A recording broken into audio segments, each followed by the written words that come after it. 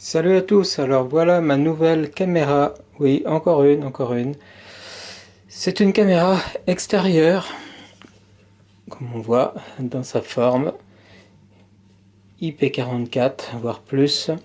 Elle est équipée de deux objectifs, un objectif fixe de 5 mégapixels équipé de LED blanche et LED infrarouge. Les LED sont doubles. Vous pourrez fixer comme vous le voulez la position fixe par rapport au pied qui est fourni. Alors à savoir qu'il est démonté en trois parties dans la boîte, mais ça se clipse, là on n'a rien de temps. Les deux antennes Wi-Fi que l'on voit ici, que l'on peut incliner à sa guise également. Et dessous, le deuxième objectif qui est lui motorisé PTZ, c'est-à-dire dans les trois axes. Il est également de 5 mégapixels avec un angle de vue légèrement différent d'après la notice. On verra ça tout à l'heure. Alors l'ensemble semble d'une qualité assez convenable, surtout que je l'ai payé 30 € avec.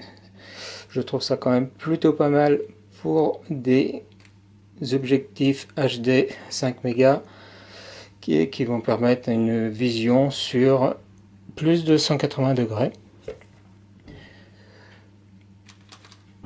Au bout de la caméra, vous trouverez la classique prise jack 6,5 non 5,5 mm, et puis pour ceux que ça intéresse, la prise réseau RJ45, alors qui ne servira pas à la majorité d'entre vous. Du coup, c'est fourni également qu'un bouchon. Enfin, à vrai dire, c'est pas vraiment un bouchon, c'est le passe-câble du câble RJ45, mais si vous mettez une mousse au bout, ça vous servira de bouchon pour éviter que les araignées et autres oxydations aillent à l'intérieur. Qu'est-ce qu'on a également? On a un petit set de vis et de chevilles, une alimentation 12 volts 1 ampère avec un câble qui fait apparemment au moins 2 mètres, une petite notice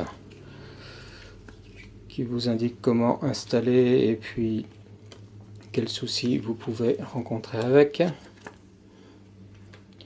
Évidemment le carton, et puis vous avez également un gros sticker qui va vous permettre peut-être d'effrayer un petit peu les personnes mal intentionnées qui viennent chez vous. Ici en bas vous avez un logement étanche dans lequel on va pouvoir mettre la carte micro SD et on va pouvoir faire le reset si besoin. Il ne reste plus qu'à installer une carte. Alors vu la résolution assez importante, ici je vais mettre une 64 Go.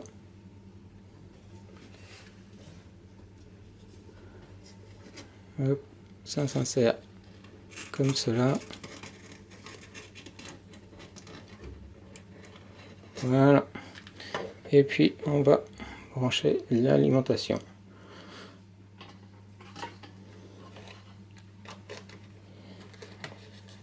Et voilà, c'est branché. Il ne reste plus qu'à attendre que la caméra s'initialise.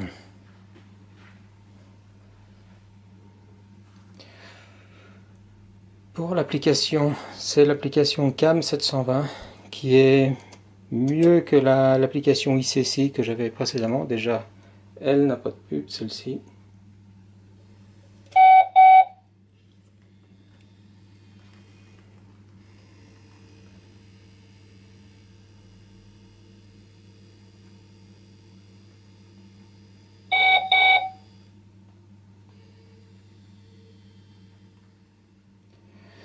Alors, pour l'application, vous aurez besoin de créer un login et un mot de passe. Et la caméra me dit qu'elle a trouvé une nouvelle. On va essayer de faire ajouter. Ensuite, elle me dit que on doit se sélectionner du 2,4 GHz pour le Wi-Fi, ce qui est assez régulier. Recevoir des informations de configuration. Voilà, et on fait juste OK, et c'est tout. Voilà, c'est terminé. Donc, je crois que ça a rarement été aussi rapide. Et comme mon autre caméra de la marque Juan, eh bien, elle détecte automatiquement qu'on est en France et elle se met à parler en français. Connexion réseau réussie. Ce qui est... Les caméras sont en ligne. Voilà, donc qu'elle soit en français, c'est très bien. Après, voilà, maintenant on me demande d'effacer la carte mémoire. Oui, voilà. Comme on voit également, l'application est intégralement en français également. C'est plutôt cool. Il ne reste plus qu'à l'installer à l'extérieur.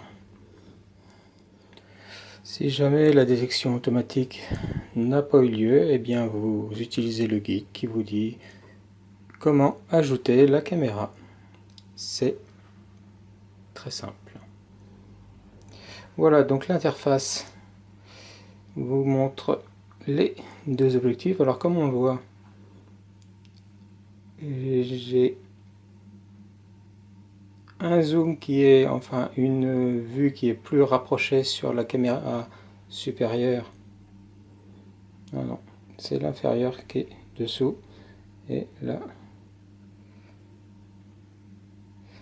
et c'est étonnant. Bon, c'est pas gênant. Il y a toutes sortes de paramètres. On peut acheter un cloud. On peut renommer la caméra. Voilà.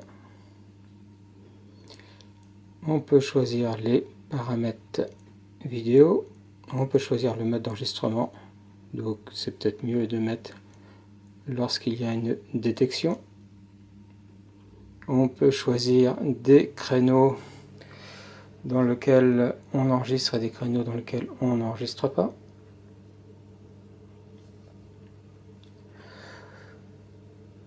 On peut choisir le suivi automatique.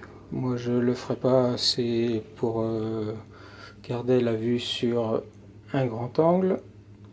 On peut choisir une vision nocturne normale, c'est-à-dire infrarouge, ou avec de la couleur, c'est-à-dire que ça va allumer les spots blancs, un message d'alarme. Vous pouvez avoir des alertes push sur votre smartphone. Voilà, voilà, plein de petites choses. Par contre, voilà, on peut agrandir l'une ou l'autre en cliquant sur la vignette. Voilà. Et revenir en mode double ici. Eh bien, pour le moment, tout va bien, je dirais. Allez, à tout de suite pour la deuxième partie dehors. Alors ça, c'est la caméra actuelle. Je vais remplacer par la nouvelle caméra. Elles sont sensiblement de la même taille. Voilà la nouvelle caméra installée. Donc il aura fallu quelques minutes. Et voilà ce que donne la nouvelle vue. De l'autre côté, on n'a pas les deux l'une à côté de l'autre comme on peut le voir. C'est soit l'une, soit l'autre. Mais c'est tout à fait correct. On va se mettre en très haute résolution.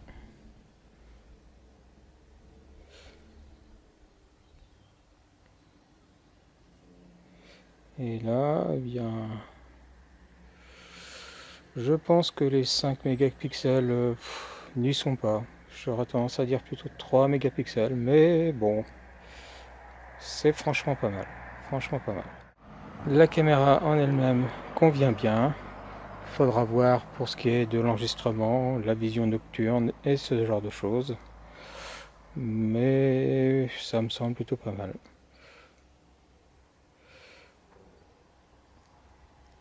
hop, on peut sauver une position nominale. Et puis après, on peut déplacer comme on veut la caméra pour voir un détail particulier.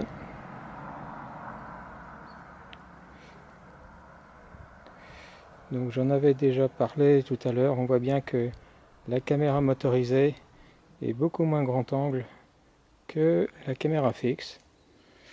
C'est pas idiot d'un côté, ça permet de voir plus de détails.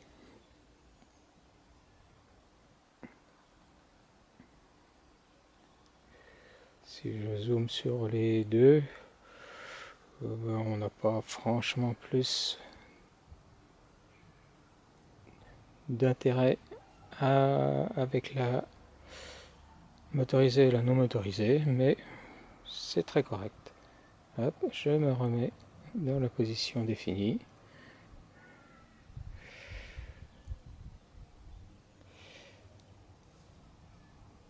Et puis voilà, allez, ciao!